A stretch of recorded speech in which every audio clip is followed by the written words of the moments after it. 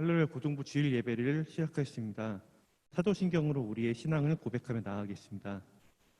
나는 전능하신 아버지 하나님 천지의 창조주를 믿습니다. 나는 그의 유일하신 아들 우리 주 예수 그리스도를 믿습니다. 그는 성령으로 잉태되어 동정녀와 마리에게서 나시고 본디오 빌라도에게 고난을 받아 십자가에 못 박혀 죽으시고 장사된 지 사흘 만에 죽은 자 가운데서 살아나셨으며 하늘을 오르시어 전능하신 아버지 하나님 우편에 앉아 계시다가 거르기로부터 살아있는 자와 죽은 자를 심판으로 오십니다. 나는 성령을 믿으며 거룩한 공교회와 성도의 교제와 죄를 용서받는 것과 몸의 부활과 영생을 믿습니다. 아멘. 네, 할렐루야. 이 시간에 우리 주님을 함께 찬양하는 시간이 됐으면 좋겠습니다. 네, 우리 함께 찬양합시다.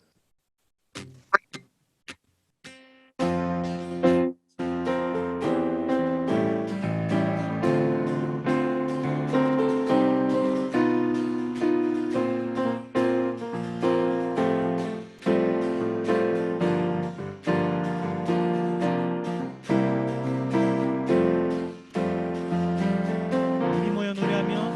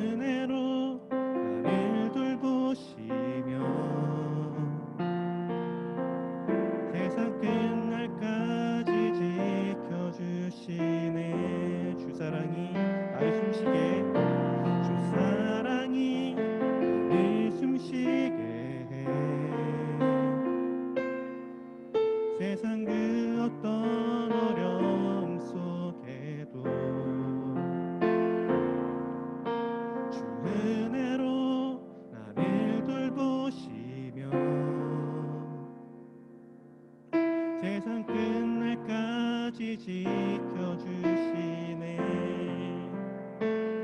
주님만이 내 아픔 아시며 주님만이 내 맘 어루만지네. 어느 누구도 나를 향하신 주님의 사랑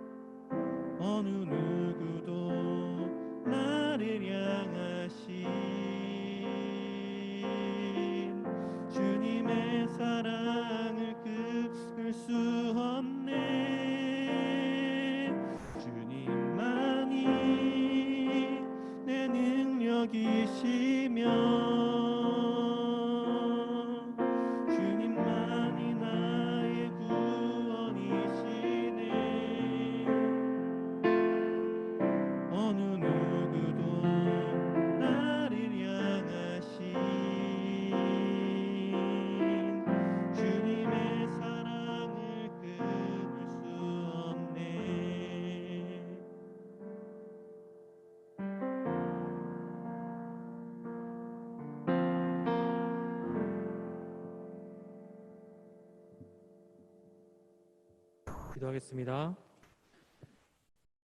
사랑해 주님, 우리를 사랑하셔서 우리에게 그 사랑 보여주시고자 늘 항상 함께 하시는 주님 감사합니다.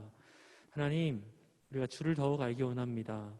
주님만이 나의 걸음, 나의 호흡, 나의 모든 삶의 행동들 아시오니 우리가 주님을 알고 주님을 아는 지식으로 그것을 아는 경건으로 우리의 삶을 주께 드리며 살아가기 원합니다.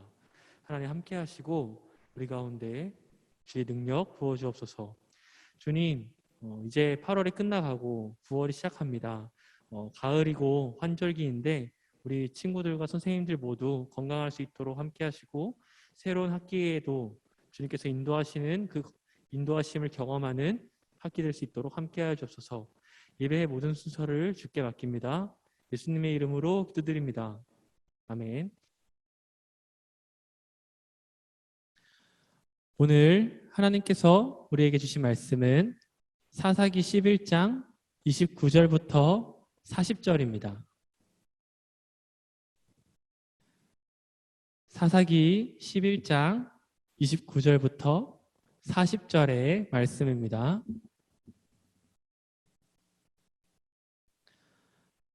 이제 말씀을 봉독하겠습니다. 하나님의 말씀을 경청하십시오. 이에 여호와의 영이 입다에게 임하시니 입다가 길르앗과 므낫세를 지나서 길르앗의 미스베에 이르고 길르앗의 미스베에서부터 암몬 자손에게로 나아갈 때에 그가 여호와께 서원하여 이르되 주께서 과연 암몬 자손을 내 손에 넘겨주시면 내가 암몬 자손에게서 평안히 돌아올 때에 누구든지 내 집 문에서 나와서 나를 영접하는 그는 여호와께 돌릴 것이니 내가 그를 번제물로 드리겠나이다 하니라. 이에 입다가 암몬 자손에게 이르러 그들과 싸우더니 여호와께서 그들을 그의 손에 넘겨주심에 아로에에서부터 민닛에 이르기까지 20성읍을 치고 또 아벨그라밈까지 매우 크게 무찌르니 이에 암몬 자손이 이스라엘 자손 앞에 항복하였더라. 입다가 미스바에 있는 자기 집에 이를 때에 보라 그의 딸이 소고를 잡고 춤추며 나와서 영접하니 이는 그의 무남 동료라. 입다가 이를 보고 자기 옷을 찢으며 이르되 어찌할꼬 내 딸이여 너는 나를 참담하게 하는 자요 너는 나를 괴롭히는 자 중에 하나로다. 내가 여호와를 향하여 입을 열었으니 능히 돌이키지 못하리로다 하니 딸이 그에게 이르되 나의 아버지여 아버지께서 여호와를 향하여 입을 여셨으니 아버지 입에서 낸 말씀대로 내게 행하소서. 이는 여호와께서 아버지를 위하여 아버지의 대적 암몬 자손에게 원수를 갚으셨음이니이다 하니라. 또 그의 아버지에게 이르되 이 일만 내게 허락하사 나를 2달만 버려두소서. 내가 내 여자친구들과 산에 가서 나의 처녀로 죽음을 인하여 애곡하겠나이다 하니 그가 이르되 가라 하고 2달을 기한하고 그를 보내니 그가 그 여자친구들과 가서 산 위에서 처녀로 죽음을 인하여 애곡하고 2달 만에 그의 아버지에게로 돌아온지라 그는 자기가 서원한 대로 딸에게 행하니 딸이 남자를 알지 못하였더라. 이것이 이스라엘의 관습이 되어 이스라엘 딸들이 해마다 길앗 사람 입다의 딸을 위하여 나흘씩 애곡하더라. 아멘. 할렐루야. 우리 오늘도 인사로 시작합시다. 여러분 샬롬. 샬롬. 샬롬. 샬롬입니다. 성경은 우리가 하나님을 알 수 있는 소통의 창이라고 표현하기도 하죠. 이 성경이야말로 하나님과 우리가 만날 수 있는 그리고 하나님께서 세상을 어떻게 사랑하셨는지 알 수 있는 수단이죠. 세상을 창조하시고 우리를 사랑하셔서 예수님을 보내시고 마지막 하나님의 때에 여호와의 날이 올 것이다 라는 것을 말해주는 책이기도 합니다. 여러분들은 성경을 읽으며 가장 은혜가 되었던 구절은 무엇인가요? 좀 더 쉽게 말하자면 감명 깊었던 구절은 무엇이었나요? 그런 말씀이나 사건이 있었나요? 마음속에 한 가지씩 그런 구절들과 사건들이 있겠죠. 저는 우리 모두가 성경을 잘 아는 그로 말미암아 하나님을 더 잘 아는 그리스도인들이 되길 원합니다. 이렇게 은혜로운 책, 하나님을 알 수 있는 책, 성경은 때로는 우리에게 어려움을 주기도 합니다. 읽다가 보면, 이게 무슨 의미지? 이 사실이 진짠가? 하는 생각이 들곤 하는데요. 특히 구약의 사건들이 우리에게 이러한 어려움을 주곤 하죠. 간단하게는 200만 명에 달하는 이스라엘 백성들이 광야에서 어떻게 40년 동안 옷이 헤어지지도 않고 굶어 죽지 않고 살아갔을지 이런 사실부터 어렵게는 다니엘이 바벨론의 왕의 꿈을 해석하고 그것이 어떤 의미인지 아는 것까지 이해가 되지 않죠. 어려워요. 오늘 본문인 입다의 이야기도 그 어려움 중 한 부분을 차지하는 구절입니다. 어쩌면 난해할 수 있는 본문, 그러나 그 안에 들어있는 하나님의 사람들의 놀라운 이야기를 우리가 오늘 만나보고 그를 통해서 하나님을 더욱 알길 소망합니다. 우리가 지난주에 만났던 사사 이름이 기억나나요? 지난주에 우리가 기드온을 만났었습니다. 그죠? 기드온이 하나님께 부름받고 여룻바알이라는 별명을 얻는 본문을 살펴보았죠. 그 이후에 크게 두드러지진 않지만 사사들이 또 2명 지나가요. 돌라랑 야일이라는 사사가 지나갑니다. 이 사사가 등장했다가 사라졌다는 것을 통해서 우리는 알 수 있는 것은 또 반복되는데요. 바로 이스라엘 백성들의 사회가 또 죄에 빠졌다가 하나님께 간구함으로 죄에서 벗어났다가 또 다시 죄에 빠졌다가 회개했다. 이런 과정이 있었다는 것을 알 수 있습니다. 그리고 또 우리 이스라엘은 우리를 실망시키지 않습니다. 또 죄를 저지릅니다. 사사 있다가 등장하려는 본문은 이렇게 시작하죠. 사사기 10장 6절에서 7절입니다. 이스라엘 자손이 다시 여호와의 목전에 악을 행하여 바알들과 아스타롯과 아람의 신들과 시돈의 신들과 모압의 신들과 암몬 자손의 신들과 블레셋 사람들의 신들을 섬기고 여호와를 버리고 그를 섬기지 아니하므로 여호와께서 이스라엘에게 진노하사 블레셋 사람들의 손과 암몬 자손의 손에 그들을 파시매. 아멘. 그래서 이스라엘 사람들은 하나님에 의해서 또 이방 민족에게 고난을 받습니다. 이때 이스라엘 백성들이 선택할 행동은 또 무엇일까요? 맞습니다. 또 회개입니다. 다시 이스라엘 사람들은 하나님께 회개하고 이 고난을 넘겨달라 부르짖죠. 이때 하나님께서 선택한 인물은 입다입니다. 입다는 기생의 자식인데요. 길르앗이라는 사람의 아들입니다. 길르앗은 이스라엘 12지파를 구성하는 므낫세, 그 므낫세의 손자 그리고 마길의 아들이라고 합니다. 길르앗에게는 여러 아들이 있었지만 그 중에 기생에게 낳은 자식이 입다였죠. 그러니까 우리나라로 따지면 서자라는 개념과 비슷한데요. 우리나라 홍길동 전에도 홍길동이 당하는 그런 처우가 나타나죠. 이 서자 입다는 홍길동과 비슷하게 자신의 배다른 형제들에 의해 아버지의 집에서 쫓겨납니다. 자, 이유는 적자들이, 그러니까 정실 부인에게서 길르앗이 낳은 아들들이 입다에게 아버지의 유산, 아버지의 기업을 나눠주기 싫었기 때문입니다. 그래서 입다는 이제 다른 곳으로 도망치는 거죠. 갑니다. 11장 3절에 보면 입다가 도비라는 곳에 도착해서 잡류가 그 밑으로, 입다의 밑으로 모였다고 기록하고 있는데요. 이 잡류라는 표현은 오늘날로 치면 깡패들, 불량배들 이렇게 해석할 수 있어요. 그러니까 깡패 무리에 불량배 무리에 우두머리가 된 거죠. 어떻게 우두머리가 될 수 있었을까 하고 찾아보니까 므낫세 지파는 선천적으로 좀 힘이 좋았던 것 같습니다. 입다의 할아버지인 마길도 용사 마길이라고 불렸고, 입다의 아버지 길르앗도 용사 길르앗이라고 불렸습니다. 그래서인지 입다도 선천적으로 힘이 셌었던 것 같아요. 입다도 힘이 센 나머지 잡류의 우두머리, 불량배들의 우두머리가 됩니다. 이렇게 입다는 갑자기 깡패의 삶을, 불량배의 삶을 살아가고 있었는데요. 그리고 이제 다시 암몬 족속이 이스라엘 백성들을 공격합니다. 이스라엘 땅에는 암몬 족속과 맞설 만한 인물이 없었나 봐요. 그래서 이스라엘의 장로들은 깡패 두목인 입다를 찾아가서 우리를 위해 싸워주세요 하고 말합니다.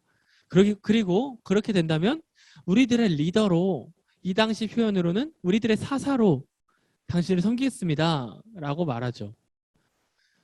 자, 여기까지 봤을 때 입다의 마음은 어땠을까요? 얼마 전에 아버지의 기업, 아버지의 유산을 나눠주기 싫어서 자신을 내쫓았던 곳에 장로들이 와서 이제는 자신들을 위해 싸워달라고 말합니다. 여러분들이 입다였다면 어땠을 것 같나요? 자, 이 질문은 우리가 뒤에 조금 더 살펴보고 이제 다시 이 구절의 맥락을 살펴봅시다. 깡패 두목 입다는 그래서 이스라엘의 리더가 됐어요. 리더가 돼서 암몬 왕과 회담을 갖습니다. 물러나 줘라. 그러나 암몬 왕은 물러나지 않았고 이제 입다는 그들을 공격하죠. 여기서 입다는 한 가지 서원을 하나님께 말해요. 서원입니다. 소원이 아니고 서원은 쉽게 말해서 하나님께 맹세하는 건데요. 하나님, 이렇게 해주시면 제가 이렇게 보답하겠습니다 하는 게 일종의 맹세죠. 이 맹세가 서원입니다. 꼭 지켜야 하는 하나님과의 약속입니다. 입다는 이런 서원을 했습니다. 11장 30절 31절입니다. 그가 여호와께 서원하여 이르되 주께서 과연 암몬 자손을 내게 넘겨주시면 내가 암몬 자손에게서 평안히 돌아올 때에 누구든지 내 집 문에서 나와서 나를 영접하는 그는 여호와께 돌릴 것이니 내가 그를 번제물로 드리겠나이다 하니라. 자, 서원, 하나님 이렇게 해주시면요 제가 이렇게 할게요 라고 했죠. 하나님, 제가 암몬을 이기면요 나를 맞이해주는 첫 번째 사람을 하나님께 바칠게요. 이게 입다의 서원 내용이었습니다. 쉽게 말해서 인신제사였죠. 인신제사입니다. 제사를 드리는데 사람으로 제사를 드리겠다 하는 겁니다. 입다는 암몬을 이겼습니다. 그리고 집에 돌아가는데 입다의 서원대로 첫 번째 나오는 사람을 제물로 바쳐야 돼요. 근데 입다의 집에서 가장 먼저 나오는 사람은 입다의 딸이었습니다. 입다에게 있었던 유일한 자식, 외동딸이 입다 앞에 가장 먼저 나왔습니다. 그래서 입다는 자신 앞에 선 딸을 제사로 바쳤어야 해요. 이 약속 때문에 실제로 입다는 자신의 딸을 하나님께 올려드립니다. 자신의 딸을 하나님께 올려드린 입다, 그의 마음은 어땠을까요? 그리고 왜 입다는 이런 서원을 했을까요? 자, 다시 아까 우리가 했던 생각을 좀 해봅시다. 암몬 자손을 무찔러 달라는 부탁을 갖고 온 이스라엘 사람들에게 입다가 들었던 생각, 어떤 생각이 들었을까요? 제가 만약 입다였다면 진짜 어이가 없었을 거예요. 자신의 내가 아버지 집에서 쫓겨날 때 아무도 붙잡지 않고 아무도 내 편을 들지 않아서 이제 와서 지금에는 나는 불량배들의 우두머리가 됐는데 이제 와서 문제가 생기니까 아무도 나서지 않다가 나에게 도움을 요청한다? 굉장히 어이가 없었을 것 같아요. 입다여도. 그리고 생각했을 겁니다. 그래, 너희가 이번에 암몬을 물리치면 나를 너희의 리더로 섬기겠다고 어떻게 하나 보자 하고 생각을 했을 거예요. 당시 암몬은 굉장히 강력한 민족이었기 때문에 입다와 이스라엘 민족이 이기긴 힘들었겠지만 입다에게는 하나님께서 함께 하셨죠. 그래서 입다의 서원, 자신을 맞이하러 나오는 첫 번째 사람을 제사로 드리겠다라는 이 서원은 한 가지 목적이 있었습니다. 리더가 된다고 해도 아무나 막 이렇게 죽일 수 없으니까 복수를 하곤 싶긴 한데 이 복수를 정당화하기 위해 입다는 서원이라는 방법을 쓴 거죠. 입다의 서원엔 이러한 목적이었습니다. 복수, 나를 쫓아내고 필요할 때만 나를 찾는 사람들에 대한 복수, 나를 내친 내 배다른 형제들 그리고 나를 방관한 장로들을 향한 복수가 담겨있죠. 승리하고 돌아오면 진즉에 장로들과 므낫세 직통인 자신의 형제들이 가장 먼저 나올 테고 승리했으니까 그들이 이스라엘 사회의 리더였으니까 그 중에 나에게 가장 먼저 다가오는 사람을 인신제사로 바쳐야지. 물론 전쟁의 승리를 위해 내가 하나님께 서원한 거니까 어쩔 수 없어. 내가 복수하려 그러는 게 아니라 하나님께 내가 서원한 내용이기 때문에 어쩔 수 없어 하는 입다의 목적이 담겨 있는 서원입니다. 그래서 복수를 서원이란 말로 포장을 한 거죠. 승리를 하고 돌아가는데 이제 누군가가 맞이하러 나와야 합니다. 그런데 이스라엘 땅에 들어와서 집 근처에 갈 때까지 아무도 나오지 않습니다. 아마도 입다의 서원은 이미 소문이 난 것 같아요. 승전보를 울리며 돌아온 입다를 맞이하러 나온 사람이 아무도 없었습니다. 왜냐하면 나갔다가 죽을 수도 있으니까요. 그때 입다의 집 앞에서 한 명의 사람이 춤을 추며 승리했다, 아버지 고생하셨습니다 하면서 외치며 나옵니다. 그게 누구라고요? 입다의 딸이에요. 아무도 죽을까봐 나서지 않을 때 입다 딸이 홀로 나가서 승리한 아버지를 맞이합니다. 모두 입다의 서원 내용을 알았던 것 같은데 입다의 딸은 알았을까요? 몰랐을까요? 알았겠죠. 입다는 어쩔 수 없이 자신의 딸을 바칩니다. 이 본문을 두고 많은 사람들은 이렇게 말합니다. 얘들아, 하나님께 기도할 때는 신중하게 해야 돼. 너무 급하게 하면 안 돼. 입다가 경솔했어. 하나님 앞에 간구할 때, 기도할 때 신중히 해. 그렇지 않으면 우리 가족이 다칠 수도 있어. 하지만 이 본문의 맥락에는 입다의 철저한 복수 계획과 그것을 막은 입다의 딸의 희생이 있었습니다. 복수의 피로 물들 수 있었던 승리 후 자신을 맞이하러 나오는 자신을 내쫓았던 사람들에 대한 복수를 계획했던 입다의 계획은 입다의 딸의 희생으로 마무리됩니다. 이스라엘의 해방이 마지막엔 피핏 복수로 마무리될 수 있었지만 입다의 딸은 자신을 희생함으로써 이 피핏 복수를 막습니다. 자신을 희생하여 누군가의 죽음을 막은 입다의 딸은 분명히 하나님의 사람이었습니다. 죽을 수밖에 없는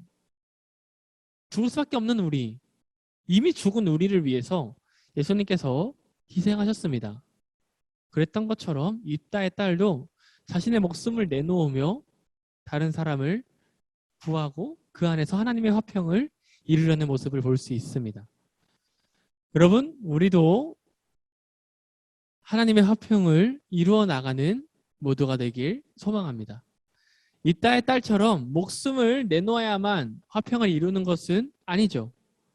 하지만 우리가 닥친 상황 가운데에서 우리는 예수님처럼 하나님의 자녀로서, 예수님의 제자로서 성령의 능력을 입고 살아가는 사람으로서 화평을 추구하길 원합니다. 그럴 때 우리가 각자 겪는 상황의 가운데에서 하나님의 나라가 임할 것임을 고백합니다. 하나님께서는 여러분들을 화평의 사람으로 부르셨습니다. 우리가 그렇게 살아가길 원합니다.